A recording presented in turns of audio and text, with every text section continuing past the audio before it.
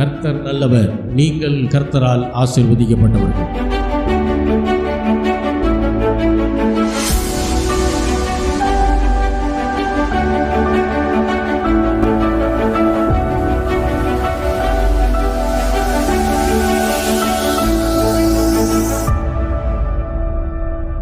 கர்த்தருடைய வார்த்தைக்கு நாம் திரும்புவோம். ரோமருக்கு எழுதின நிருபம் 10வது அதிகாரம் 5 முதல் 10 வசனங்களை நாம் வாசிக்கலாம். மோசே நியாயப்பிரமாணத்தில் ஆகும் நீதியை இவைகளை செய்கிற மனுஷன் இவைகளால் பிழைப்பான் என்று எழுதியிருக்கிறார். விசுவாசத்தினால் ஆகும் நீதியானது கிறிஸ்துவை இறங்கி வர பண்ணும்படி பரலோகத்துக்கு ஏறுகிறவன் யார்?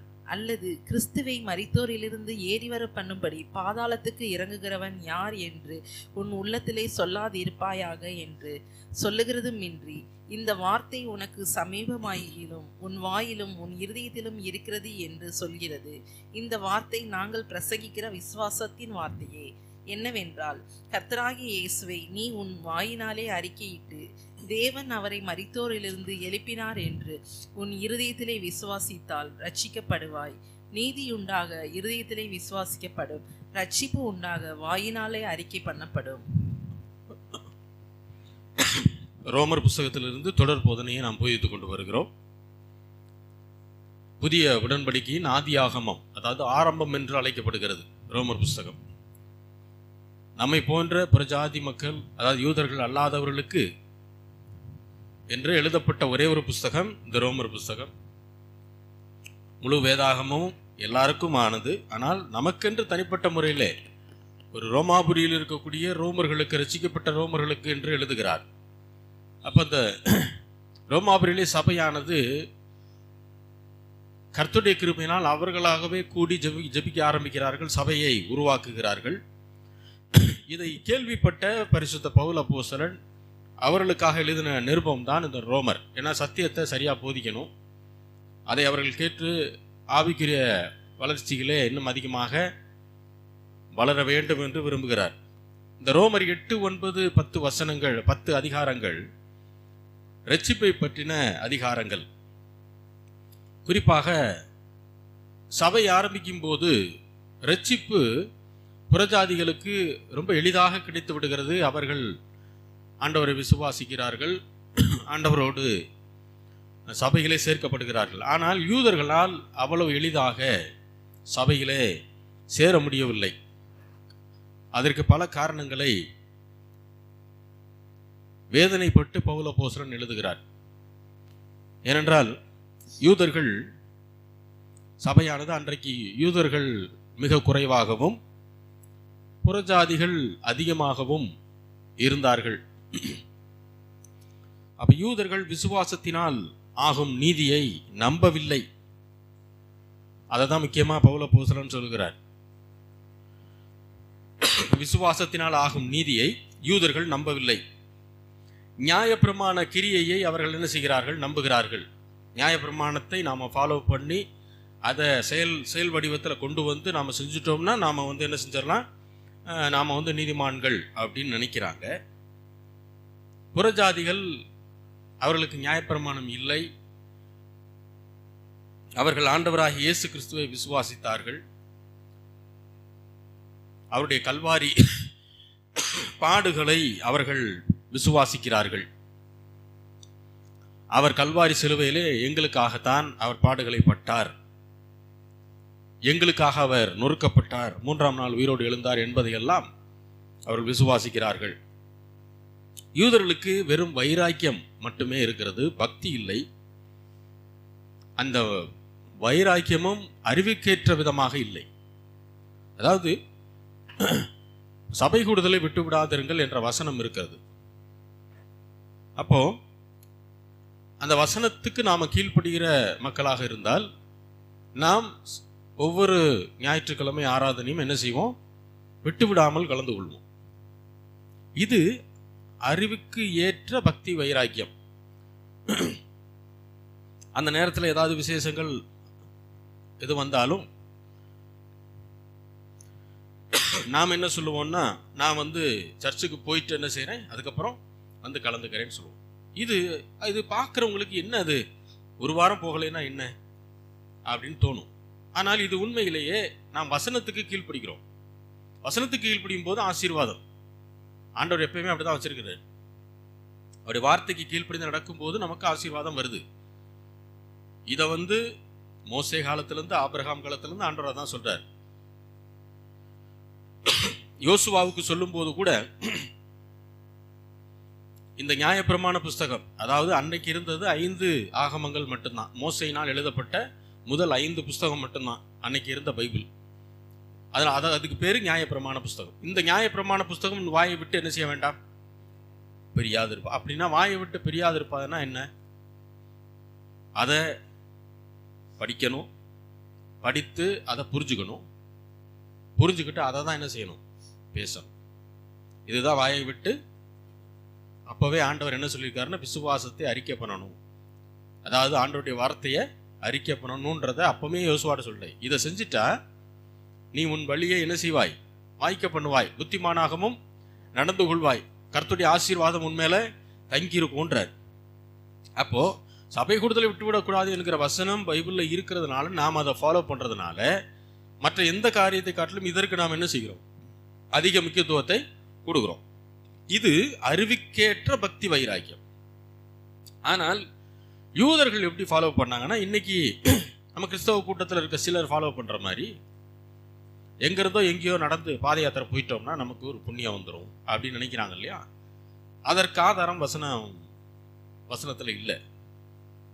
அதை போல யூதர்கள் என்ன நினைக்கிறாங்க, யூத குலத்துல பிறந்துட்டாலே நமக்கு ரட்சிப்பு தேவையில்லை, விருத்த சேதனம் பண்ணிட்டாலே நான் யாரு, நான் ஆண்டவருடைய பிள்ளை, எனக்கு வேற எந்த இதுவும் தேவையில்லை, இப்படி நினைக்கிறாங்க.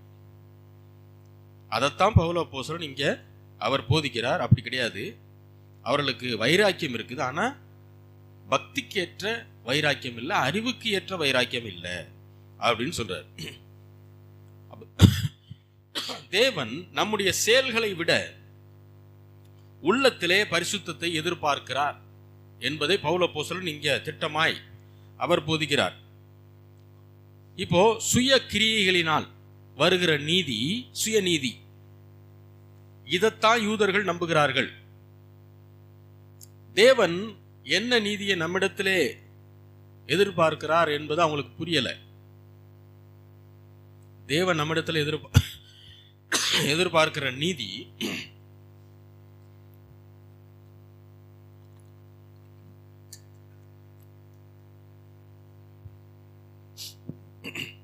தேவன் நம்மிடத்தில் எதிர்பார்க்கக்கூடிய நீதி என்ன அப்படின்னா, அது இயேசு கிறிஸ்துவினால் உண்டாகக்கூடிய நீதியை தான் அவர் எதிர்பார்க்கிறார். அந்த அளவுக்கு நீதியை அவர் எதிர்பார்க்கிறார்.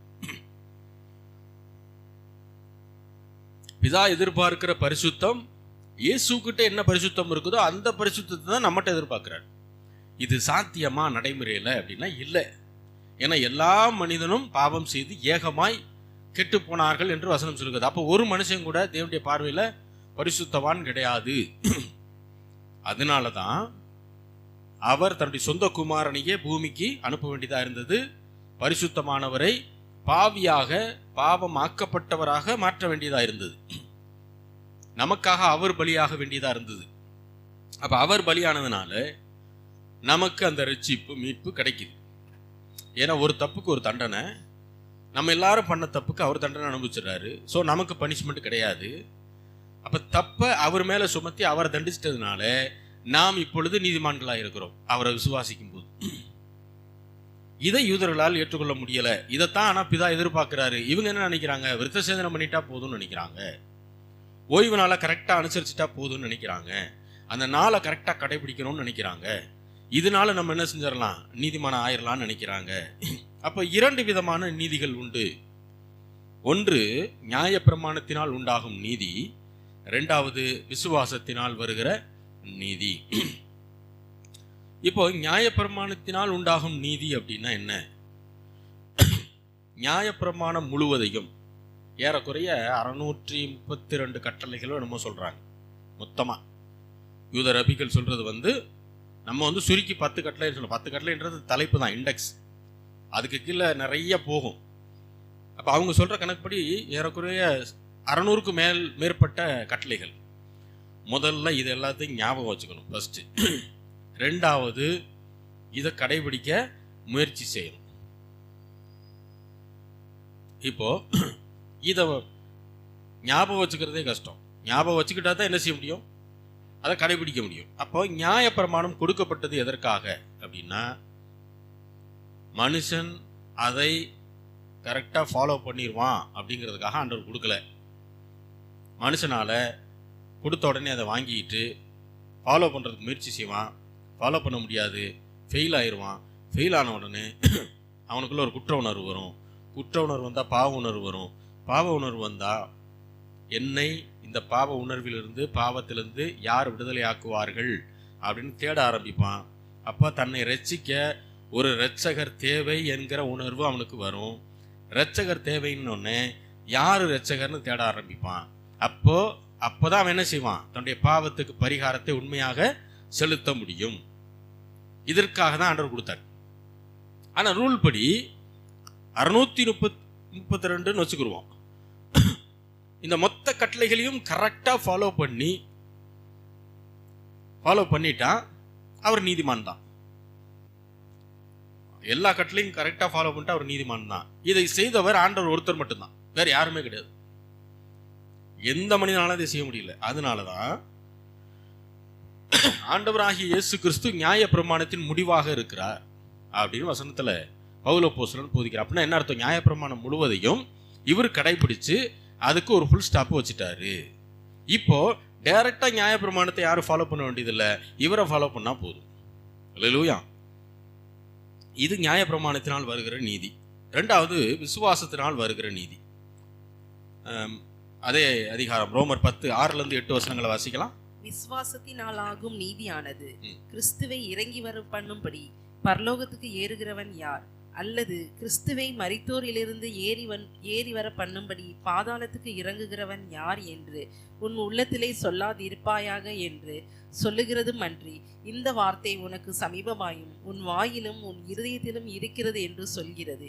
இந்த வார்த்தை நாங்கள் பிரசங்கிக்கிற விசுவாச வார்த்தையே.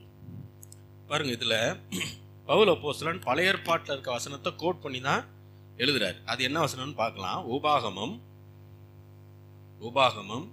30வது அதிகாரம் 11-15 நான் இன்று உனக்கு விதிக்கிற கட்டளை உனக்கு மறைப்பொருளும் அல்ல, அது உனக்கு தூரமானதும் அல்ல. நாங்கள் அதை கேட்டு அதன்படி செய்யும் பொருட்டு எங்கள் நிமித்தம் வானத்துக்கு ஏறி அதை எங்களுக்கு கொண்டு வருகிறவன் யார் என்று நீ சொல்லத்தக்கதாக. இது மோசே எழுதுறாரு. இங்க எழுதுறது யாரு? மோசே. என்ன எழுதுறாரு? ஆண்டவர் கொடுத்த கட்டளைகள் மறைபொருள் அல்ல, அது நமக்கு தூரமானதும் அல்ல, அதாவது நமக்கு தெரியாத விஷயம் இல்லைன்றார். அடுத்த 12வது வசனத்தில் என்ன சொல்றாரு? நாங்கள் அதை கேட்டு அதன்படி செய்யும் பொருட்டு எங்கள் நிமித்தம் வானத்துக்கு ஏறி அதை எங்களுக்கு கொண்டு வருகிறவன் யார் என்று நீ சொல்லத்தக்கதாக. அது வானத்தில் உள்ளதும் அல்ல, அது வானத்தில் உள்ளதும் அல்ல. அதாவது அந்த கட்டளைகள் நாங்க அதை ஃபாலோ பண்ணி செய்யறதுக்கு, அந்த கட்டளைகளை வானத்துக்கு ஏறி ஒரு ஆள் போய் வானத்திலிருந்து அவர்கிட்ட வாங்கி கொண்டு வந்து எங்கிட்ட கொடுக்க போறாங்களா அப்படின்னு யாரும் கேட்காதீங்க. ஏன்னா அது வானத்தில் இல்லை, அது ஏற்கனவே உங்களுக்கு கொடுக்கப்பட்டிருக்கு அப்படிங்கிறார். அடுத்து, நாங்கள் அதை கேட்டு அதன்படி செய்யும் பொருட்டு எங்கள் நிமித்தம் சமுத்திரத்தை கடந்து அதை கொண்டு வருகிறவன் யார் என்று நீ சொல்லத்தக்கதாக. அடுத்து என்ன சொல்றாங்கன்னா, நாங்க அதை ஃபாலோ பண்றதுக்காக கடலை கடந்து போய் அங்கிருந்து அதை கொண்டு வர்றதுக்கு எந்த மனுஷன் இருக்காரு, அப்படி கொண்டு வந்து கொடுக்க போறாங்களா அப்படின்னு நீங்க சொல்லாதீங்க. இது ஏற்கனவே உங்களுக்கு கொடுக்கப்பட்டிருக்கு. அதனால தான் முதலே சொல்றாரு, இது உங்களுக்கு மறைபொருள் அல்ல, இது உங்களுக்கு தூரமானது அல்ல, ஏற்கனவே கொடுத்ததை தான் பேசிக்கிட்டு இருக்கேங்கிறார். அடுத்து வாசிங்க. அது சமுத்திரத்திற்கு அப்புறத்திலும் உள்ளதும் அல்ல, ஏதோ கடலை தாண்டிலாம் இல்லைங்க. அது நீங்க ஃபாலோ பண்றதுக்கு கொடுக்கப்பட்ட கட்டளைகள் கடலை தாண்டி, நீ கடல் கடந்து போய் சிரமப்பட வேண்டியதில்லை, வானத்துக்கு ஏறி போக வேண்டியதில்லை. அடுத்து சொல்றாரு பாருங்க, நீ அந்த வார்த்தையின் படியே செய்யும் பொருட்டு அது உனக்கு மிகவும் சமீபமாயும் உன் வாயிலும் உன் இருதயத்திலும் இருக்கிறது. ஆண்டவர் கொடுத்த வார்த்தைய செய்யறதுக்கு நீ என்ன செய்ய வேண்டாம்? கடல் கடந்தெல்லாம் போக வேண்டாம், வானத்துக்கெல்லாம் ஏற வேண்டாம். இன்னைக்கு போறாங்கல்ல ஒரு இடத்துல இருந்து இன்னொரு இடத்துக்கு பாத யாத்திரை அப்படின்ட்டு போறாங்க. அவங்களே வருத்தி கொள்றாங்க. நான் கிறிஸ்தவர்களை சொல்றேன். அப்போ அவங்களே வருத்தி கொள்றாங்க. ஆனால் அப்படிப்பட்ட ஒரு விஷயமே இல்லை. அதான் சொல்றாரு, நீ கடல் கடந்துலாம் போக வேண்டாப்பா, வானத்துக்கெல்லாம் ஏற வேண்டாம். அது உனக்கு மறைபொருள் அல்ல, உனக்கு தூரமாகவும் இல்லை. தேவன் கொடுத்த அந்த வார்த்தையின்படி நீ செய்யணும். செய்யும் பொருட்டு அது எங்க இருக்கான்? உனக்கு மிகவும் சமீபமாய் உன் வாயிலும் உன் இருதயத்திலும் இருக்கிறது. மறந்து வச்சிட்டேன்னு சொல்ல முடியாது. சாரி பாஸ்டர், வாயை மறந்து வச்சிட்டேன் அப்படின்லாம் யாருமே சொல்ல முடியாது. அது உனக்கு சமீபமா எங்க இருக்கான்? உன் வாயிலும் உன் இருதயத்தில் இருக்குது. அடுத்தது, இதோ ஜீவனையும் நன்மையையும் மரணத்தையும் தீமையையும் இன்று உனக்கு முன்னே வைத்தேன். பாருங்க, ஆண்டவர் என்ன வச்சிருக்காராம்? ஜீவனையும் நன்மையையும் அடுத்து மரணத்தையும் தீமையையும் இன்று உனக்கு முன்னே வைத்தேன். அப்போ ஆண்டவர் நம்மை மதிக்கிறார் என்பதற்கு இதுதான் அர்த்தம். எது அர்த்தம் அப்படின்னா, மனிதர்களை அவர் மதிக்கிறார்ன்றதுக்கு ஜீவனையும் நன்மையை மட்டும் கொடுத்து நீ போன்னு சொல்றது குழந்தையை நடத்துவது போல. ஒரு அடல்ட், ஒரு வாலிப வயதில் இருக்கக்கூடிய ஒரு பெரியவங்களை நடத்தணும் அப்படின்னா என்ன சொல்லணும்? இப்படி நேராக போனீங்கன்னா 15 கிலோமீட்டர் தான் அந்த ஊர், இந்த பக்கம் போனீங்கன்னா 20 கிலோமீட்டர். ஆனால் 15 கிலோமீட்டர் போகிற ரோடு கொஞ்சம் சரி இருக்காது, 20 கிலோமீட்டர் போகிற ரோடு நல்லா இருக்கும். நீங்கள் சூஸ் பண்ணிக்கங்க. இதுதான் என்னது? ஒரு பெரியவங்களை நடத்துகிற வழி. இதை தான் ஆண்டவர் செய்கிறார். நம்ம ஒருத்தரை மதிக்கிறோம் அப்படின்னா அவங்களுக்கு ஆப்ஷனோட தான் சொல்லுவோம். ஆண்டவர் தான் சொல்ல, ஜீவனையும் நன்மையும் வச்சிருக்கேன், மரணத்தையும் தீமையும் வச்சிருக்கேன். எதை சூஸ் பண்ண போற? ஆனால் அவர் ஐடியாவும் கொடுக்குறாரு. நீ பிழைத்து பெருகும்படிக்கு நீ என்ன செய்ய? நான் ஜீவனையும் மரணத்தையும் 19 ஆசனம், நான் ஜீவனையும் மரணத்தையும் ஆசீர்வாதத்தை சாபத்தை உனக்கு முன்பாக வைத்தேன். ஆகையால் நீயும் உன் சந்ததியும் பிழைக்கும்படி நீ எதை தெரிந்து கொள். அவரே ஹிண்ட் கொடுக்குறாரு. எல்லாத்தையும் வச்சிடுறாரு. எதை சூஸ் பண்ண போறேன்னு கேட்குறாரு. இப்போ நமக்கு ஒரு வேளை தெரியல, ஆண்டவரே எதை பண்றதுன்னு தெரியலையே அப்படின்னா, நான் உனக்கு சொல்லித்தரேன் அப்படின்னு சொல்லிட்டு நீ என்ன பண்ணு? பிழைக்கணும் பெருகணும்னா ஜீவனை தெரிந்து கொள் அப்படின்னு அவரே சொல்றாரு. எடுத்து கையில கொடுக்கல. எடுத்து கையில கொடுத்துட்டா நம்ம வாங்கிடுவோம். நாளைக்கு ஏதாவது வரும்னா, ஆண்டவர் நீங்க தான் கொடுத்தீங்கன்னுவோம். ஆண்டவர் என்ன சொல்றாரு? எல்லாத்தையும் டேபிள்ல வச்சுட்டாரு. எதை எடுக்கணுமோ எடுத்துக்கோ. தெரியலையா? நான் என்ன சொல்றேன்? ஜீவனை தெரிந்து கொள், அதுதான் நீ வாழ்வதற்கான வழி அப்படிங்கிறார். அப்போ ஜீவனை தெரிந்து கொள்றது அப்படின்னா, தேவனுடைய வார்த்தையை என்ன செய்யணுமா? வசனத்தை நம்முடைய இருதயத்திலும் நம்முடைய வாயிலும் நாம வைக்கணும். இது மோசே எழுதுகிறார் ஜனங்களுக்கு. ஆனால் இதுல தேவனுடைய வார்த்தைன்னு சொல்றாரு இல்லையா, அது எதை மீன் பண்றாரு அப்படின்னா, மோசே எழுதும் போது நியாயப்பிரமாணத்தை தான் அவர் சொல்றாரு. ஏன்னா அப்போ இயேசு இல்லை, சிலுவை கிடையாது, எதுவும் கிடையாது. அவருக்கு தெரிந்தது என்ன? நியாயப்பிரமாணம். அதான் தேவனுடைய வார்த்தை. அப்போ அவர் ஜனங்கள்கிட்ட சொல்லும் போது இந்த நியாயப்பிரமாணத்தை நீ என்ன செய்யுமோ? வாயிலையும் இருதயத்திலும் வச்சு அதை பேசு, அதன்படி நடங்கிறார்.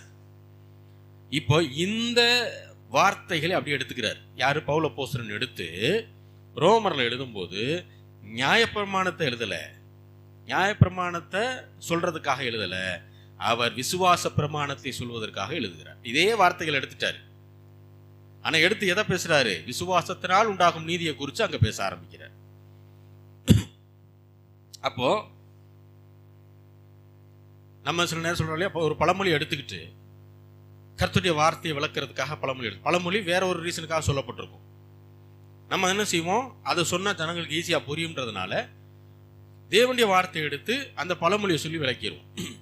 அதை போல பவுல் செய்யறாரு. பவுல் எழுதும் போது நியாயப்பிரமாணத்தை சொல்லவே இல்லை. நியாயப்பிரமாணத்தை என்ன செய்யல அவர் சொல்லல. ஆனா மோசே எழுதும் போது ஜனங்களுக்கு சொல்லும் போது நியாயப்பிரமாணத்தை தான் சொல்றாரு. நியாயப்பிரமாண வார்த்தைகளை நீங்க இருதயத்தில் வச்சுக்கோங்க, வாயில வச்சு அறிக்கை பண்ணுங்க, அப்பதான் நீங்க அதுல நடக்க முடியும் அப்படின்ட்டார். ஆனா பவுல் இவர் சொன்ன மாதிரி வானத்துக்கு ஏற வேண்டியதில்லை, சமுத்திரத்தை கடந்து போக வேண்டியதில்லை, இந்த வார்த்தைகள்லாம் மோசே சொன்ன வார்த்தை. இதை அப்படியே எடுத்து ரோமரில் என்ன செய்கிறாரு, கோட் பண்ணி அதை பேசுகிறாரு. ஆனால் பேசும்போது எதை உயர்த்தி பேசுகிறாரு, எதை சொல்ல வர்றதுக்காக சொல்கிறாருன்னா, விசுவாசத்தினால் உண்டாகும் நீதியை சொல்வதற்காகத்தான் என்ன செய்கிறார் இவர், அதை சொல்லுகிறார்.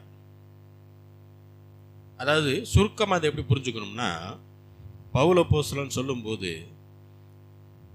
இந்த விசுவாசத்தினால் வரும் நீதி, அதாவது ரட்சிப்பின் வழி, ரட்சிக்கப்படுறதுக்கான வழி ரொம்ப கடினமானது அல்ல, அது ரொம்ப எளிமையானதுன்னு போதிக்கிறார். இதைத்தான் யூதர்களால் தாங்க முடியல. நாங்கள் அப்போ இருந்து நாங்கள் எங்கள் குலம் என்ன, கோத்திரம் என்ன, நாங்கள் யூத குலத்தில் பிறந்திருக்கோம், எங்களுக்கு மோசே இருக்காரா, ஆபிரகாம் இருக்காரு, நாங்கள் விருத்த சேதனம் பண்ணுறோம், நாங்கள் ஓய்வு நாளை கரெக்டாக அனுசரிக்கிறோம், புறஜாதிகளை நாங்களும் கலக்கக்கூடாதுன்னு கட்டளை இருக்குது, நாங்கள் அதெல்லாம் கரெக்டாக ஃபாலோ பண்ணுறோம், இவ்வளவு பண்ணியுமே எங்களுக்குள்ள குற்றவனம் இருக்குது, நீங்கள் என்னடானா என்ன செய்றீங்க, இயேசுவை விசுவாசிச்சா போதும் நீதிமான் ஆயிடலான்னு சொல்கிறீங்க, இதை ஏற்றுக்கொள்ளவே முடியாதுன்னு சொல்லி தான் அவங்க என்ன செய்கிறாங்க, இயேசுவை நிராகரிக்கிறார்கள். ஏன்னா பவுல் என்ன சொல்லிட்டாரு, ரட்சிப்பின் வழி ரொம்ப கடினமானது அல்ல, அது உனக்கு சமீபமாய் உன் வாயிலும் உன் இருதயத்திலும் தான் இருக்குதுன்ட்டார். 9வது வசனம் வாசிங்க, ரோமர் 10:9. என்னவென்றால் கர்த்தராகிய இயேசுவை நீ உன் வாயினாலே அறிக்கையிட்டு தேவன் அவரை மரித்தோரிலிருந்து எழுப்பினார் என்று உன் இருதயத்திலே விசுவாசித்தால் ரட்சிக்கப்படுவாய். இந்த வசனம் ரொம்ப முக்கியமான வசனம், நீங்க அதை நோட் பண்ணி வச்சுக்கோங்க. ரோமர் 10:9. யாராவது உங்ககிட்ட ரட்சிப்புனா என்ன, ரட்சிக்கப்படுறதுனா என்ன அப்படின்னு கேட்டாங்கன்னா, அல்லது ரட்சிப்பை குறித்து நீங்க ஒருத்தர் சொல்றீங்க அப்படின்னா, இதுதான் அந்த வசனம். கர்த்தராகிய இயேசுவை நீங்க என்ன செய்யணுமா, வாயினாலே அறிக்கையிட்டு, உன் வாயினாலே அறிக்கையிடணும். சரி, கர்த்தராகிய இயேசுவை வாயினாலே அறிக்கையிடணும்னா என்ன அறிக்கையிடுறது, அறிக்கை என்ன சொல்றது, என்ன சொல்றது இல்லையா, சும்மா இயேசுன்னு சொல்றாரா, இல்ல, பதில் அதுல இருக்கு. என்ன அறிக்கையிடணுமா, தேவன் அவரை, இங்க தேவன்றது யாரை குறிக்குது, பிதாவை குறிக்குது, அவரைன்றது யாரை குறிக்குது, இயேசுவை. அப்ப தேவன் இயேசுவை மரித்தோரில் இருந்து எழுப்பினார் என்று உன் இருதயத்திலே விசுவாசித்தால் ரட்சிக்கப்படுவாய். இதைத்தான் சொல்றார். ரட்சிப்பு ரொம்ப ஈஸிட்டார். எப்போ, புதிய உடன்படிக்கல, பழைய உடன்படிக்கல அது ஈஸி கிடையாது, அது ரொம்ப கஷ்டம். ஏன்னா பழைய உடன்படிக்கல பாவம் மூடதான் படுது, கழுவப்படலை. அதனாலதான் சொல்லுவேன், நம்ம எல்லாம் ரொம்ப கொடுத்து வச்ச ஆட்கள், சிலுவைக்கு அப்புறம் வர்றதுனால நமக்கு ரொம்ப ஈஸி. கர்த்தராகிய இயேசுவை என்னுடைய வாயினால அறிக்கணும். என்ன அறிக்கையிடணும், பிதா அவரை சிலுவைக்கு அனுப்பி எனக்காக, என்னுடைய பாவங்களுக்காக, என்னுடைய சாபங்களுக்காக, என்னுடைய வியாதிகளுக்காக, என்னுடைய தரித்திரங்களுக்காக அவர் என்ன செஞ்சாரு, பாடுகளுக்கு உட்படுத்தி 3ஆம் நாள் உயிரோடு எழுப்பினார் அப்படின்னு நான் இருதயத்துல விசுவாசிச்சு வாயில் அதை சொல்லிட்டேன்னா நான் யாரு, நான் ரட்சிக்கப்பட்டுட்டேன். ரட்சிப்பு ரொம்ப சிம்பிள் அப்படின்ட்டார். இதுக்கு வானத்துக்கு ஏற வேண்டியதில்லை, பாதாளத்துக்கு இறங்க வேண்டியதில்லை, அவ்வளோ பெரிய வேலை செய்யணும் இந்த ரட்சிக்கப்படுறதுக்கு அப்படின்னு நினைக்க வேண்டாம். இருதயத்துல விசுவாசிக்கணும், வாயில அறிக்கையிடணும். ரொம்ப சிம்பிளா ஷார்ட்டா புரிஞ்சுக்கணும்னா, இருதயத்துல விசுவாசிக்கணும், வாயில அறிக்கையிடணும். அடுத்த கேள்வி, என்ன விசுவாசிக்கணும், பிதா இயேசுவை மரித்தோரிலிருந்து என்ன செய்தார். ஏன்னா அந்த உயிர் தெழுதலை நம்பாதவன் இயேசுவை ஏற்றுக்கொள்ள மாட்டான். அவர் அதனாலதான் உயிர் தெழுதல் அங்க ரொம்ப ஸ்ட்ரெஸ் பண்ணி சொல்றார். இயேசு பாடுபட்டார்ன்றதை எல்லாரும் ஒத்துக்கிறான். அவர் சிலுவைக்கு போன, ஏன்னா அதை கண் கூட பார்த்துருக்கிறாங்க, அதை ஒத்துக்கிறாங்க. ஆனா 3ஆம் நாள் உயிரோடு எழுந்தார் என்பதை ஏற்றுக்கொள்ளுகிறவர்கள் கிறிஸ்தவர்கள், ஏற்றுக்கொள்ளாதவர்கள் புறஜாதியார். அப்போ ஒரு மனுஷன் ரட்சிக்கப்படணும்னா அவர் எனக்காக பாடுபட்டு 3ஆம் நாள் உயிரோடு எழுந்தார், அவர் தான் என்னுடைய ஆண்டு. அதனாலதான் ஞானஸ்தானம் எடுக்கும்போது நம்ம அதை கேட்கிறோம். ஆண்டவராகிய இயேசு கிறிஸ்துவை ஏற்றுக்கொண்டிருக்கிறீர்களா, உங்களுக்காக, உங்களுடைய பாவங்களுக்காக, உங்களுடைய சாபங்களுக்காக, உங்களுடைய வியாதிகள் தரித்திரங்களுக்காக அவர் பாடுபட்டார், 3ஆம் நாள் உயிரோடு எழுந்தார் என்பதை நீங்கள் விசுவாசிக்கிறீர்களான்னு கேட்கிறோம்.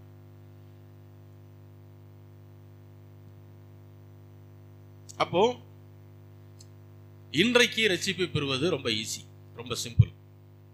எப்படி, இந்த வசனம் தான் ரோமர் 10:9 படி. ஏன்னா அவங்கள யூதர்கள் என்ன நினைக்கிறாங்க, ரட்சிப்பு பெறுறது கடினமான முயற்சிகள் எடுக்கணும் அப்படின்னு பரிசேயர்களை போல யூதர்கள் நினைக்கிறாங்க. வாசிக்கலாம் யோபு 28வது அதிகாரம். யோபு 28வது அதிகாரம் 12 முதல் 20 வசனங்கள். ஆனாலும் ஞானம் கண்டெடுக்கப்படுவது எங்கே? புத்தி விளைகிற இடம் ஏது? பாருங்க, ஞானத்தை பற்றியும் புத்தியை பற்றியும் பேசிக்கொண்டே வருகிறார். அதன் விலை மனுஷனுக்கு தெரியாது. அது ஜீவனுள்ளவருடைய தேசத்திலே அகப்படுகிறது இல்லை. ஆழமானது அது என்னிடத்தில் இல்லை என்கிறது. சமுத்திரமானது அது என்னிடத்தில் இல்லை என்கிறது. ஞானம் எங்கே, புத்தி எங்கே அப்படின்னு ஒரு கேள்வியை கேட்டுட்டு அடுத்து சொல்றாரு, அதனுடைய விலை மனுஷனுக்கு தெரியாது, மனுஷனுக்கு அதனுடைய வேல்யூ தெரியல. அடுத்து ஆழமானது சொல்லுதான், ஞானமும் புத்தி என்கிட்ட இல்லை அப்படின்னு. சமுத்திரமும் சொல்லுதான், ஞானமும் புத்தி என்கிட்ட இல்லை. அடுத்து வாசிங்க. அதற்கு ஈடாக தங்கத்தை கொடுக்கவும் அதற்கு கிரயமாக வெள்ளியை நிற்கவும் கூடாது. பாருங்க, ஞானத்திற்கும் புத்திக்கும் ஈடாக தங்கத்தையோ வெள்ளியையோ ஒப்பிட முடியாது. அடுத்து ஓப்பீரின் தங்கமும் விலையேற பெற்ற கோமேதகமும். பாருங்க, ஓப்பீரின் தங்கம் என்பது ரொம்ப காஸ்ட்லியான தங்கம், அதாவது கலப்படம் கம்மியா இருக்கக்கூடிய தங்கம். அந்த மாதிரி அங்கிருந்து எடுக்கப்படுகிற வெட்டி எடுக்கப்படுகிற தங்கம் வந்து ரொம்ப விலை உயர்வானது. அதுதான் ஓப்பீரின் தங்கமும் விலையேற பெற்ற கோமேதகமும் இந்திர நீல கல்லும் இதற்கு ஈடல்ல. அப்ப பொண்ணு ஈடு கிடையாது, வெள்ளி ஈடு கிடையாது. ஓப்பீரின் தங்கமோ விலையேற பெற்ற கோமேதகமோ இந்திர நீல கல்லோ இதற்கு ஈடாக முடியாது. எதற்கு? ஞானத்திற்கும் புத்திக்கும். அடுத்து பொன்னும் பளிங்கும் அதற்கு ஒப்பல்ல. பசும் பொன்னான ஆபரணங்களுக்கு அது மாற்றக்கூடாது. பொன்னும் பளிங்கும் பசும் பொன்னாபரணங்களும் இதுக்கு ஈடு கிடையாது. அடுத்து பவளத்தையும் ஸ்படிகத்தையும் அத்தோடே ஒப்பிட்டு பேசலாகாது. அடுத்து முத்துகளை பார்க்கிலும் ஞானத்தின் விலை உயர்ந்தது. பவளமோ ஸ்படிகமோ முத்துக்களோ ஞானத்திற்கும் புத்திக்கும் ஈடு இல்லை. அடுத்து எத்தியோப்பியாவின் புஷ்பராகம் அதற்கு நிகர் அல்ல. பாருங்க, அந்த எத்தியோப்பியா நாட்டினுடைய புஷ்பராகம் வந்து கொஞ்சம் வேல்யூவான ஒரு காரியம் போல் இருக்கு, அதனால அதை எழுதுறாங்க. அது கூட வந்து ஞானத்திற்கும் புத்திக்கும் ஈடு கிடையாது. அடுத்து பசும் பொண்ணும் அதற்கு சரியல்ல. பசும் அது மறுபடியும் வருது. பசும் பொண்ணுன்னா சுத்த பொண்ணுன்னு அர்த்தம். பசும் பொண்ணும் அதற்கு ஈடு இல்லை. அடுத்து இப்படி இருக்க ஞானம் எங்கே இருந்து வரும்? புத்தி தங்கும் இடம் எங்கே? சரி, இப்படி எல்லாம் சொல்லிட்டு அதனோட எதையுமே நம்ம கம்பேர் பண்ண முடியாது, அது அவ்வளவு விலை உயர்ந்தது அப்படின்லாம் சொல்லிட்டு இப்ப ஞானம் எங்க இருந்து வரும், புத்தி எங்க தங்கி இருக்குது அப்படின்லாம் கேட்கிறாரு. இதற்கு பதில் 28வது வசனம். மனுஷனை நோக்கி, இதோ ஆண்டவருக்கு பயப்படுவதே ஞானம், பொல்லாப்பை விட்டு விலகுவதே புத்தி என்று. இப்ப ஞானம்னா என்னதுங்க? ஆண்டவருக்கு பயப்படுவதே ஞானம். இன்னொரு இடத்துல நீதிமொழிகள் என்ன வரும்? கர்த்தருக்கு பயப்படுதலே ஞானத்தின். அப்ப ஞானம் அப்படின்னாலே அது கர்த்தருக்கு பயப்படுவது. பயப்படுறது அப்படின்னா இது நெகட்டிவ் மோடு கிடையாது. நிறைய பேர் பயப்படுறத பயந்து நடுங்கிறதுன்னு நினைக்கிறாங்க. பாசிட்டிவ் திங்கிங், அதாவது பயப்படுதல் அப்படின்னா கர்த்தர் சொல்லுகிற வார்த்தைகளுக்கு கீழ்ப்படிந்து, அப்படியே ஏன் என்னத்துக்கு கேட்காம கீழ்ப்படிந்து நடக்கிறோம் பாருங்க, அது ஒரு வகையான மரியாதை. ஆண்டவருக்கு நாம் செலுத்தக்கூடிய முதல் மரியாதை, அதுதான் பயப்படுதல்னு வரும். அப்ப ஞானம்னா என்னது? கர்த்தருக்கு பயப்படுதலே ஞானம். பொல்லாப்பை விட்டு விலகுவதே என்னவா? அப்ப பொல்லாப்பான ஒரு காரியம் இருக்குன்னா அதை விட்டு நம்ம என்ன செஞ்சிடணும்? விலகிறணும். அதனாலதான் நீங்க இதை புரிஞ்சுக்கணும்னா, வண்டியில போயிட்டு இருக்கீங்க, திடீர்னு யாரோ ஒருத்தன் இடிச்சிடறான், அவன் சாரின்னு சொல்லிட்டா கூட நம்ம விட்டுருவோம். அவன் ராங் ரூட்ல வந்துட்டு நம்மளை திட்டினான்னு வைங்களேன், நம்ம என்ன செய்வோம்? நின்று நம்மளும் 4 வார்த்தை பேசிட்டு வருவோம். எனக்குள்ள ஒரு சின்ன சண்டை உருவாகும் இல்லையா? இதே ஒரு பெரிய பணக்காரர் கார்ல போறார். அவர் கார்ல வந்து எவனோ 2 வீலர்ல இடிச்சிட்டான். இப்ப இறங்கி சண்டை போடுவாங்களா? பார்த்துருக்கீங்களா? அந்த பணக்காரர் இறங்கி சண்டை போடுவார்னு நினைக்கிறீங்களா? இல்லை. டிரைவர் வேணா ஏதாவது கேட்பான், எப்பா பார்த்து போப்பானோ. அவர் என்ன செய்வார்? விடு பார்ப்பலாம். அங்கே நிற்கவே மாட்டாங்க. நீங்கள் நல்லா பாருங்கள், எந்த பணக்காரனாவது ரோட்டில் இருந்து சண்டை போடுறானா? அவனுக்கு பணத்தை விட எது முக்கியம்? நேரம் முக்கியம். அல்லேலூயா. அப்போ நமக்கு எது முக்கியம்னு தெரியும். ஏன்னா அவனுக்கு அந்த புத்தி இருக்குது, அந்த ஞானம் இருக்குது. அதனால தான் அவன் இறங்கி அங்கே ஒரு 10 நிமிஷம் செலவு பண்ண மாட்டான். பெரிய ஆக்சிடெண்ட்டாக இருந்தால் அது வேற. சின்ன சின்ன விஷயங்களுக்கு நின்று என்ன செய்ய மாட்டான்? சண்டை போட மாட்டான். பணக்காரனுடைய ஷாப்பிங் பார்த்துருக்கீங்களா? நம்ம போனோடனே ஒரு ட்ரெஸ் பார்க்குறோம் அப்படின்னா நம்ம என்ன செய்வோம்? ஃபஸ்ட்டு ப்ரைஸ் டேக் பார்ப்போம். பார்த்துட்டு தான் நம்ம அடுத்து என்ன செய்வோம்? நம்முடைய பட்ஜெட்டுக்கு ஓகேவான்னு பார்த்துட்டு நம்ம பணம் கொடுத்து வருவோம். ஆனால் ஒரு பணக்காரன் எப்படி ஷாப்பிங் பண்ணுவான்னா, போனோடனே கலரு டிசைன் இதுதான் பார்ப்பான், ரேட்லாம் பார்க்க மாட்டான்.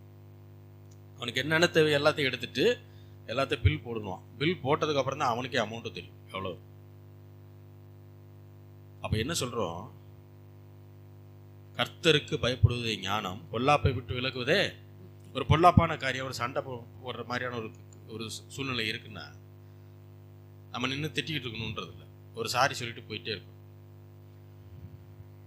நின்று திட்ட ஆரம்பித்தோம்னா நம்முடைய சமாதானமும் கெட்டு போய் அது ஒரு டென்ஷன் இருக்கும் பாருங்க. அவங்களுக்குள்ள ஒரு சண்டை முடிஞ்சதுக்கப்புறம் நம்ம போகும்போது வேகமாக வண்டி ஓட்டுவோம் கட்டுக்குள்ள. இது ஒரு டென்ஷனு, இது தேவையில்லை. அப்போ இந்த ஞானம் எப்போ வரும்? கர்த்தருக்கு பயப்படும் போது அந்த ஞானம் நமக்குள்ள. இதுக்கு பேர் தோத்து போறது இல்லைங்க, நம்முடைய சமாதானத்தை கெடுத்துக்கொள்ளாமல் நம்ம போறது. அல்லேலூயா. அப்ப ரட்சிப்பு நம்முடைய செயல்களினால் வருவதல்ல, ஆண்டவராகிய இயேசு கிறிஸ்துவை விசுவாசிப்பதன் மூலம் தான் நமக்கு கிடைக்கிறது. சரி, ரோமர் 10வது அதிகாரம் 10வது வசனம். நீதி உண்டாக இருதயத்திலே விசுவாசிக்கப்படும், ரட்சிப்பு உண்டாக வாயினாலே அறிக்கை பண்ணப்படும். நீதிமானாக இருதயத்திலே விசுவாசிக்க வேண்டும். எதை விசுவாசிக்கணும்? இயேசுவை பிதாவாகிய தேவன் மரித்தோரிலிருந்து எழுப்பினார் என்று என்ன செய்யணும்? இருதயத்தில் விசுவாசிக்கணும். அப்ப நீதிமான் ஆகலாம். ரட்சிப்பு உண்டாக வாயினாலே அறிக்கை பண்ணப்படும். எதை அறிக்கை பண்ணணும்? கர்த்தராகிய இயேசுவை தேவன் எனக்காக என்ன செய்தார்? மரித்தோரிலிருந்து எழுப்பினார் அப்படிங்கறத என்ன செய்யணுமா? ஆகவே அவர் தான் என்னுடைய ஆண்டவர்னு வாயினால அறிக்கை பண்ணணும். இப்படி இதை ரெண்டையும் பண்ணிட்டாலே நம்ம ரட்சிக்கப்பட்டுருவோம். இதுக்காக நம்ம என்ன செய்ய வேண்டியதில்லை, ரத்தம் சிந்த வேண்டியதில்லை, ஏதோ ஒரு வேண்டுதல்னு சொல்லிட்டு முடி காணிக்க கொடுக்க வேண்டியதில்லை, பாத யாத்திரை போக வேண்டியதில்லை, அல்லது 45 நாளைக்கு நான் வீட்டில் கறிமீன் சாப்பிடாம இருக்கேன் அப்படின்னு இருக்க வேண்டியதில்லை. இன்னும் என்னென்ன சடங்காச்சாரங்கள் இருக்கோ அதெல்லாம் செய்யணும்னு கட்டாயம் இல்லை. வேதம் அப்படி சொல்லவே இல்லை. புதிய உடன்படிக்கையில பவுல் ரொம்ப தெளிவாக போதிக்கிறார். ரட்சிப்பு ரொம்ப ஈஸி, இலவசம். ஏன் இலவசம்னா அதை விலை கொடுத்து வாங்க முடியாது, அது அவ்வளவு வெளியேறப்பட்டது. இயேசு கிறிஸ்துவனுடைய வெளியேறப்பட்ட ரத்தம். எப்பயுமே அப்படிதான் சொல்லணும், இயேசுவின் ரத்தம்னு சொல்லக்கூடாது. இயேசு கிறிஸ்துவனுடைய வெளியேறப்பட்ட ரத்தம், பரிசுத்தமான ரத்தம், நமக்காக சிந்தப்பட்ட ரத்தம். அந்த ரத்தம், அதற்கு நீங்களும் நானும் விலை கொடுக்க முடியாது. ஆகையினால் அது இலவசம். ஏன்னா இலவசமாக கிடைக்கும் போது சில நேரங்களில் நமக்கு என்ன ஆயிடுது, அதை குறித்து ஒரு இம்பார்ட்டன்ஸ் தெரியாமல் போயிடுது. அதனால தான் கிறிஸ்துமஸ் அன்னைக்கு தவிர மற்ற நேரங்களில் நம்ம எதையுமே இலவசமாக செய்யறதில்லை. அல்லேலூயா. ஜனங்களுக்கு இப்போ நிறைய சர்ச்சஸில் பைபிள் கூட என்ன செய்வாங்க, நிறையா வாங்கிலாம் கொடுப்பாங்க, சும்மா கொடுப்பாங்க, இல்லை ரொம்ப கம்மியான ரேட்டுக்கு வாங்கி கொடுப்பாங்க. நான் செய்யவே மாட்டேன். ஏன் தெரியுங்களா? நம்முடைய சபை மக்கள் எல்லாருமே வருஷத்துக்கு ஒரு சேலை எடுக்க முடியாதவங்க கிடையாது. அல்லேலூயா. ஒரு சேலை குறைஞ்சபட்சம் ஓரளவுக்கு கொஞ்சம் நல்லா இருக்கிறது ஒரு 500 ரூபாயாவது போடணும். இன்னைக்கு ஒரு 5 வருஷத்துக்கு முன்னாடி 300 ரூபா போட்டா போதும். பைபிள் ரேட் எவ்வளவு? வெறும் 200 ரூபா. அல்லேலூயா. 200 ரூபா கொடுத்து பைபிள் வாங்க முடியாத நிலைமையில யாருமே கிடையாது. ஒருவேளை உண்மையிலேயே கஷ்டப்படுறவங்க, என்னால் அது கூட முடியாது, எனக்கு வருமானமே இல்லைன்றவங்களுக்கு நான் கண்டிப்பாக நானே வாங்கி கொடுத்துருவேன் வச்சுக்கோங்க. அல்லேலூயா. ஏன்னா சில இலவசங்கள் நம்ம என்ன செஞ்சிருது, அதனுடைய முக்கியத்துவத்தை இழந்து விடுகிறது. நம்ம வேற மாதிரி நினச்சிக்கிறோம் அதை.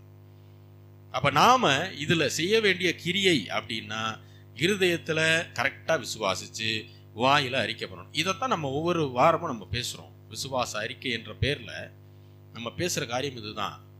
கர்த்தர் நமக்கு கொடுத்த வாக்கு தத்தங்களை நமக்கானதாக மாற்றி நம்ம பேசணும். அதான் விசுவாச அறிக்கை. வசனம் பொதுவானது, அது அந்த காலகட்டத்தில் சொல்லியிருப்பாரு. அது அந்த அந்த காலகட்டத்தில் இருந்த ஜனங்களுக்கு அது பிரயோஜனமா இருந்திருக்கும். ஆனா அதை நம்ம பல ஆயிரம் வருஷம் கழிச்சு இன்னைக்கு என்ன செய்வோம்? அந்த வருஷம் ஆண்டவர் மோசேட்ட தான் சொன்னார், நான் உன்னை விட்டு விலகுவதும் இல்லை, உன்னை கைவிடுவதும் இல்லைன்னார். இப்ப அந்த வசனத்தை பல ஆயிரம் வருஷத்துக்கு முன்பாக ஆண்டவர் கொடுத்த வாக்குத்தத்தத்தை நம்ம எடுக்கிறோமா இல்லையா? ஆண்டவரே நீங்க சொல்லியிருக்கீங்க, நீர் என்னை விட்டு விலகுவதும் இல்லை, என்னை கைவிடுவதும் இல்லைன்னு நீங்க சொல்லியிருக்கீங்க. அதுதான் விசுவாச அறிக்கை. பொதுவாக இருக்கிற வசனத்தை நான் எனக்கானதாக மாற்றி பேசுவதுதான் என்னது? விசுவாச அறிக்கை. அது கர்த்தருடைய வார்த்தையா இருக்கணும், என்னுடைய சொந்த வார்த்தையா இருக்கக்கூடாது. கலாத்தியர் 3வது அதிகாரம் 1வது வசனம். கலாத்தியர் 3:1. புத்தி இல்லாத கலாத்தியரே, நீங்கள் சத்தியத்திற்கு கீழ்ப்படியாமற் போகத்தக்கதாக உங்களை மயக்கினவன் யார்? இயேசு கிறிஸ்து சிலுவையில் அறையப்பட்டவராக உங்கள் கண்களுக்கு முன் பிரத்யட்சமாய் உங்களுக்குள்ளே வெளிப்படுத்தப்பட்டிருக்கிறாரே. பவுல் அப்போஸ்தலன் ஏற்கனவே போதித்து கலாத்திய சபையை ஏற்படுத்தி விட்டு வருகிறார். இவர் வந்ததுக்கு அப்புறம் சிலர் போறாங்க, சில யூதர்கள் போய் என்ன செய்யறாங்க, பவுல் பிரசங்கித்த காரியங்களை மாற்றி போதிக்கிறார்கள். அதாவது பவுல் ஆண்டவராகிய இயேசு கிறிஸ்துவினுடைய காரியங்களை குறித்து போதிச்சுட்டு வர்றார். ஆனா அவர் வந்ததுக்கு அப்புறம் மற்றவங்க போய் என்ன செய்யறாங்கன்னா, நியாய பிரமாணத்தை அதிக வலியுறுத்துறாங்க. இல்ல நீங்க ரட்சிக்கப்பட்டிருந்தாலும் ஆண்டவரை விசுவாசிச்சாலும் நீங்க விருத்த சேதனம் பண்ணணும், இந்த மாதிரி போதிக்கிறாங்க. இப்ப சபையே நியாய பிரமாணத்தின் பக்கம் போக ஆரம்பிச்சிருச்சு. இதை கேள்விப்பட்டுட்டு தான் எடுத்தோன்னே திட்டாரு, புத்தி இல்லாத கலாத்தியரே, நான் பிரசங்கம் பண்ணும்போது எங்க இருந்தீங்க, என்னத்தை கவனிச்சிங்க, நான் என்ன சொல்லிட்டு வந்து இப்ப நீங்க என்ன பண்ணிக்கிட்டு இருக்கீங்க, இதெல்லாம் அவருக்கு திட்டுறது காரணம் தான். வேற எந்த சர்ச்சையும் அவர் இப்படி பேசவே இல்லை. புத்தி இல்லாதவனே அப்படிங்கிறாரு எழுத ஆரம்பிக்கும் போதே. ஏன்னா நியாயப்பிரமாணம் பக்கம் சபை போயிடுச்சுன்னா சுய கிரியைகளை மேன்மைப்படுத்த ஆரம்பிச்சோம். நம்முடைய நாம ஜபிக்கிறதோ உபவாசம் இருக்கிறதோ, ஜபத்தில் பல வகை உண்டு. நமக்காக ஜபிக்கிறது, ஆத்துமாக்களுக்காக ஜபிக்கிறது, அந்நிய பாஷையில் ஜபிக்கிறது, இப்படி பல வகைகள் இருக்கு. இது எதுவுமே தவறு கிடையாது. வேதம் இதை எல்லாத்தையும் செய்யணும்னு சொல்லு. ஆனால் ஒரு நன்மைக்காக ஆண்டவர்கிட்ட கேட்கிறோம், ஜபிக்கிறோம். இப்ப ஆண்டவர் அந்த நன்மையை கொடுத்துடுறார். இப்ப சாட்சி சொல்லுவாங்க. என்ன சொல்லுவாங்க? நான் ஒரு தேவைக்காக ஆண்டவர்கிட்ட நான் கேட்டுட்டு இருந்தேன், ஜெபம் பண்ணேன், ஆண்டவர் எனக்கு அற்புதமாய் அதை எனக்கு நேற்று கட்டளையிட்டார், நான் ரொம்ப நாளாக அதுக்காக வெயிட் பண்ணேன் அப்படின்னு சொல்லிட்டா பரவாயில்ல. ஆனால் பெரும்பாலும் எப்படி சொல்லுவாங்கன்னா, நான் ரொம்ப இதுக்காக பிரயாசப்பட்டுக்கிட்டு இருந்தேன், அப்புறம் எனக்கு அன்னைக்கு ஆண்டவருடைய வார்த்தை வந்துச்சு, நீ இனிமேல் ஜெபம் பண்ணி பாருன்னு சொல்லி வந்துச்சு, நான் அதுக்கு முன்னாடி ஜெபம் பண்ணேன், ஆனால் அதுக்கப்புறம் நான் நிறைய நேரம் ஜெபம் பண்ண ஆரம்பிச்சிட்டேன், நான் அதுக்கப்புறம் ஒரு 3 நாள் ஃபாஸ்டிங் போட்டு ஜெபம் பண்ணேன். இதெல்லாம் அவங்க செஞ்சிருப்பாங்க தான், இல்லைன்னு சொல்லலை. ஆனால் அவங்க சொல்லும்போது யார் அப்போ மகிமைப்படுத்திக்கிட்டு இருக்கிறாங்கன்றதை நீங்கள் கொஞ்சம் உன்னிப்பாக கவனிக்கணும். அவங்க செஞ்சதான் சொல்கிறாங்க, உண்மையை தான் சொல்கிறாங்க, தப்பு இல்லை. ஆனால் ஆண்டவர் கொடுத்தது பெரிய விஷயமா, நான் கேட்டது பெரிய விஷயமா? எது பெரிய விஷயம்? கர்த்தர் கொடுத்தது தான். ஏன்னா நான் பெருகிற இடத்துல இருக்கேன். நான் எப்படியெல்லாம் ஆண்டவர்கிட்ட கேட்டேன்னு சொல்றது இல்லை சாட்சி. புரியுதா உங்களுக்கு? எனக்கு தேவை இருக்கு, நான் ஜெபம் பண்ணேன், 2 வார்த்தையில சொல்லி முடிச்சிடணும். கர்த்தர் எனக்கு இறக்கப்பட்டு எனக்கு அவருடைய கிருபையினால் இவ்வளவு கொடுத்தார், அவ்வளவு செஞ்சார், இதுக்கு முன்னாடி இவ்வளவு நன்மையில செஞ்சிருக்கார் அப்படின்னு அவர் கொடுத்ததை என்ன செய்யணும்? நிறைய பேசணும். அதுதான் உண்மையான சாட்சி. அதுதான் அவருக்கு மகிமையை கொண்டு வரும். ஆனால் நம்ம மக்கள் என்ன பண்ணிடுவாங்கன்னா, நான் 3 நாள் ஃபாஸ்டிங் போட்டேன், ஆலயத்தில் உட்காந்து ஜெபம் பண்ணேன், எனக்கு இப்படி ஒரு தரிசனம் வந்துச்சு, அப்படி வந்துச்சு, இப்படி வந்துச்சு, இவங்களுக்கு என்ன நடந்ததோ இதெல்லாம் வந்திருக்கலாம், தவறு இல்லை. ஆனால் இதை மேன்மையாக பேசிக்கொண்டே இருப்பார்கள் சாட்சியில். கடைசியில் ஒரு லைனில் கர்த்தர் எனக்கு இதை கொடுத்தார். அப்போ என்ன ஆகும்னா, இவ்வளவுலாம் பண்ணி கேட்டால் தான் அவர் தருவார் போல் இருக்கு அப்படின்றது தான் புதிய விசுவாசிகளுக்கு புரியும். இதுதான் தவறு. எது? ஜெபம் பண்ணது தப்பு இல்லை, ஆண்டவர்கிட்ட நன்மைகளை பெற்ற தப்பு இல்லை. ஆனால் சாட்சின்னு சொல்லும்போது நான் இவ்வளவெல்லாம் செஞ்சேன் அப்படின்னு சுய கிரியைகளை மேன்மைப்படுத்தி பேசுவது தவறு. ஆண்டவருடைய கிருபையை தான் என்ன செய்யணும்? உயர்த்தி பேசணும். அதனால தான் என்னுடைய பிரசங்கங்களில் பார்த்தீங்கன்னா 1 மணி நேர பிரசங்கம்னா 50 நிமிஷம் ஆண்டவர் நல்லவர் தான் பேசுவேன், 10 நிமிஷம் தான் நம்ம என்ன செய்யணும்னு பேசுவேன். அல்லேலூயா. பவுல் போதித்ததை மாற்றி போதிக்கிறார்கள், அதனால திட்டுறார். சுய கிரியைகள் அப்படின்னா என்ன? நியாயப்பிரமாணம், விருத்த சேதனம், அப்புறம் அழுது ஜெபம் பண்ணாதான் ஆண்டவர் கேட்பார். இன்னைக்கு இருக்கிறத பாருங்களேன். அதாவது அழுகிறது தவறு இல்லை. ஒரு வலியினால, ஒரு வேதனையினால, ஒரு கஷ்டத்தினால தாங்க முடியாம அழுகிறோம், ஜெபம் பண்றோம், அது தப்பே கிடையாது. ஆனா அதை என்ன செஞ்சிடக்கூடாது? அதுதான் சிஸ்டம்னு சொல்லிடக்கூடாது. அழுது ஜெபம் பண்ணாதான் ஆண்டவர் கேட்பானா? அப்ப ஆண்டவர் அவ்வளவு கொடூரமான தேவனா? அழுதா மட்டும்தான் கேட்பாரா? சாதாரணமா கேட்ட தரமாட்டா? அவர் நல்ல தகப்பன் இல்லையா? எங்க அப்பாவை விட உங்க அப்பாவை விட அவர் ரொம்ப நல்லவர் இல்லையா? என்னை விட அவர் நல்லவர் இல்லையா? நாமளே நம்ம பிள்ளைகளுக்கு நியாயமான காரியங்களா இருந்தால் கேட்டோடனே வாங்கி கொடுத்துட்றோம். அப்போ அவர் மட்டும் நம்மளை காட்டிலும் நல்லவர், நாம் அழுகணும்னு விரும்புவாரா? அப்போ இதை கொஞ்சம் நம்ம யோசிக்கணும். அழுது ஜெபம் பண்ணா, அல்லது குறிப்பிட்ட கலர் ட்ரெஸ்ஸு தான் நம்ம போடணும், அதாவது டீசெண்டான ட்ரெஸ் போடணும், அதில் எந்த மாற்று கருத்து இல்லை. ஆனால் இந்த மாதிரி கலர் தான் நம்ம போடணும் அப்படின்றது அதெல்லாம் ஒரு நியாயப்பிரமாணம், இன்றைக்கு இருக்கக்கூடிய சில நியாயப்பிரமாணங்கள். அடுத்து இந்த நம்ம கிறிஸ்தவங்கள்ல வேற பிரிவினர் செய்கிற காரியங்கள், பாத யாத்திரை போகிறது, மெழுகுவத்தி டெய்லி வீட்டில் எத்தனை நாளைக்கு ஏற்றி வைக்கணும், அப்புறம் வீட்டில் இருக்க சிலுவையை நம்ம தொட்டு வணங்கினா எல்லாம் சரியாயிரும், அப்புறம் முடியெல்லாம் கரெக்டாக வெட்டிட்டோம்னா எல்லாம் கரெக்ட். அதாவது டீசெண்டாக இருக்கணும், ரொம்ப இதாக இருக்கக்கூடாதுன்றது உண்மை. ஆனால் முடியெல்லாம் அந்த காலத்துலலாம் பார்த்தீங்கன்னா கிருதாலாம் வைக்கக்கூடாது. கிருதாலாம் வச்சிங்கன்னா நீங்கள் உலகத்தார், நீங்கள் யாரும் இல்லை, நீங்கள் ஆவிக்குரிய பிள்ளை கிடையாது. அந்த மாதிரிலாம் இருந்துச்சு.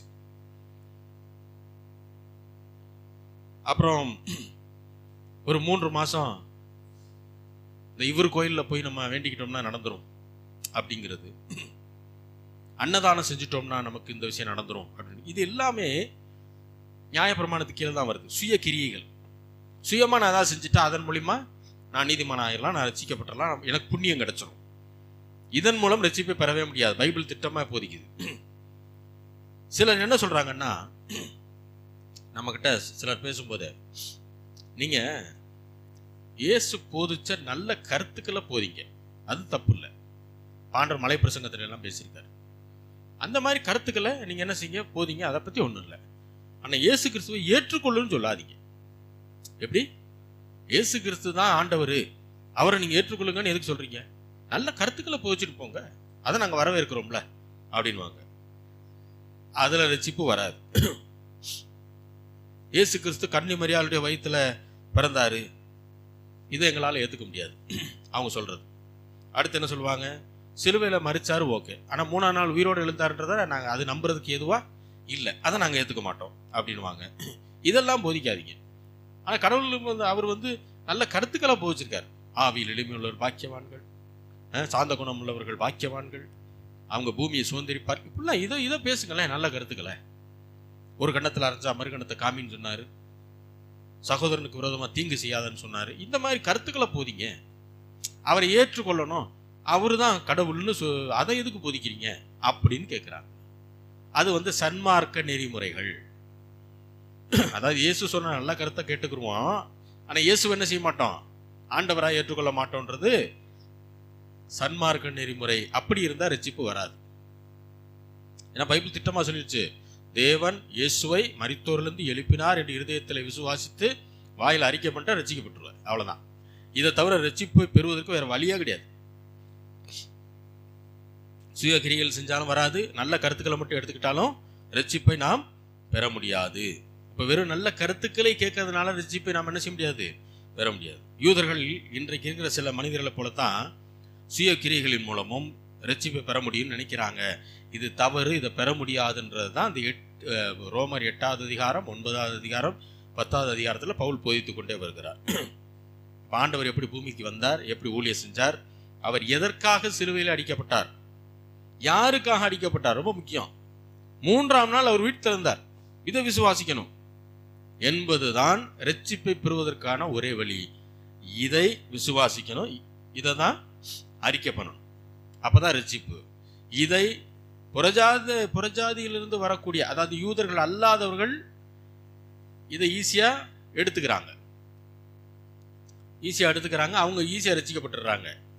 ஆனா நியாயப்பிரமாணம் எங்களுக்கு இருக்குது, நாங்க பெரிய ஆண்டவரால் தேர்ந்தெடுக்கப்பட்ட ஜனம் அப்படின்னு சொல்லக்கூடிய இந்த யூதர்கள்னால இதை ஏற்றுக்கொள்ளவே முடியல. ஏன்னா இவ்வளவு நாள் அவன் நியாயப்பிரமாணத்துக்குள்ளே வர்றான், அதை செய்ய முடியல. அது ரெண்டாவது, அவனால எதுவுமே செய்ய முடியல, அது குற்ற உணர்வுகளே வாழ்றான். இப்போ ரொம்ப ஈஸியா சொல்றாரு இயேசுவை ஆண்டவர்னு ஏற்றுக்கொள்ளணும். அவனால ஏற்றுக்கொள்ள முடியல. ஏன்னா இயேசுவை அவன் சிலர் கண்கூட பார்த்துருக்கிறான். அவர் ஒரு தச்சனுடைய மகனுங்கிறான். அவரை மேசியான்னு ஒத்துக்கொள்ளவே இல்லை. ஏன் ஒத்துக்கொள்ளல தெரியுமா? இவங்க எதிர்பார்த்தது மேசியானா ஒரு ராஜா மாதிரி வருவாரு, ரோம அரசாங்கத்தை காலி பண்ணிட்டு இவர் அங்க ஆட்சி செய்வாரு. இப்ப 2ஆம் தர குடிமக்களா இருக்கக்கூடிய யூதர்கள் எல்லாம் ரோமர்கள் தான் முதல் தர குடிமக்கள் ரோமர்களுடைய ஆட்சியில. யூதர்கள் 2ஆவதா இருக்காங்க. இப்போ ஆண்டவர் இயேசு அந்த மாதிரி வந்திருந்தாருன்னா ரோமர்கள் 2ஆம் தர குடிமக்களா மாறிடுவாங்க, யூதர்கள் லீடிங்ல வந்துருவாங்க. இதுதான் அவங்க எதிர்பார்த்தது. ஆனா அது நடக்கல. இவர் சாதாரண தச்சருடைய மகனாக, கன்னிமரியாளுடைய மகனாக வர்றாரு. அதனாலதான் அவங்களால இவரை மேசியான்னு ஏற்றுக்கொள்ளவே முடியல. அல்லேலூயா. அப்ப நீங்க எல்லாரும் ஒண்ணு நல்லா தெரிஞ்சுக்கணும். ரட்சிப்புனா என்ன, ரட்சிப்பை பெறுவதற்கான வழி என்ன? ஒண்ணுமே இல்லை, அது எந்த கஷ்டமும் கிடையாது. பிதாவாகிய தேவன் ஆண்டவராகிய இயேசு கிறிஸ்துவை மரித்தோரிலிருந்து எழுப்பினார்னு இருதயத்தில் விசுவாசிக்கிறீங்களா? ஆமா, விசுவாசிக்கிறேன். அதை வாயை திறந்து சொல்லுங்க, நான் சொல்ற மாதிரி அப்படின்னு சொல்லிட்டு அவங்கள சொல்லணும். பிதாவாகிய தேவன் ஆண்டவராகிய இயேசு கிறிஸ்துவை 3ஆம் நாள் மரித்தோரிலிருந்து உயிரோடு எழுப்பினார், இதை நான் விசுவாசிக்கிறேன்னு அறிக்கை பண்ணுங்க. இப்ப நீங்க ரட்சிக்கப்பட்டீங்க. இவ்வளவுதான். ரட்சிப்பு மிக சுலபமாக மாறினதற்கு ஆண்டவர் கொடுத்த விலைக்கிரயம் மிக மிக அதிகம். அல்லேலூயா. இப்படி இருந்தா மட்டும்தான் ரட்சிப்பை நாம் சுதந்திரிக்க முடியும். மீண்டும் அடுத்த வாரம் தொடருவோம். நாம் எல்லாரும் ஜெபிக்கலாம்.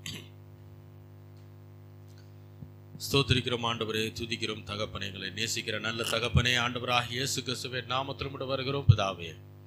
மட்டுமாய் நீர் பாராட்டின கிருபைகளுக்காக, நீர் போதித்த வார்த்தைகளுக்காக நன்றி. ஆண்டவராகிய இயேசு கிறிஸ்துவை எங்களுடைய பாவங்கள், சாபங்கள், வியாதிகள், தரித்திரங்கள் இவற்றிற்காக நீர் இந்த பூமியிலே அனுப்பி அவரை கல்வாரி சிலுவையிலே பாடுபடுத்தி அவர் மீது எல்லா குற்றங்களையும் சுமத்தி அவர் மரித்து 3ஆம் நாள் உயிரோடு எழும்ப பண்ணி எங்களுக்கு விடுதலை நீர் ஏற்படுத்தி வைத்திருக்கிறீர். ஆண்டவரே, நாங்கள் விசுவாசிக்கிறோம், அறிக்கையிடுகிறோம். பெற்ற ரட்சிப்பை காத்துக்கொள்ள கர்த்தாவே உம்முடைய கிருபையினால் உம்முடைய தேவ பலத்தினால் நிரப்புவீராக. ஆசீர்வதியும். இயேசுவின் நாமத்தில் வேண்டிக் கொள்கிறோம் எங்கள் ஜீவனுள்ள நல்ல பிதாவே. ஆமென்.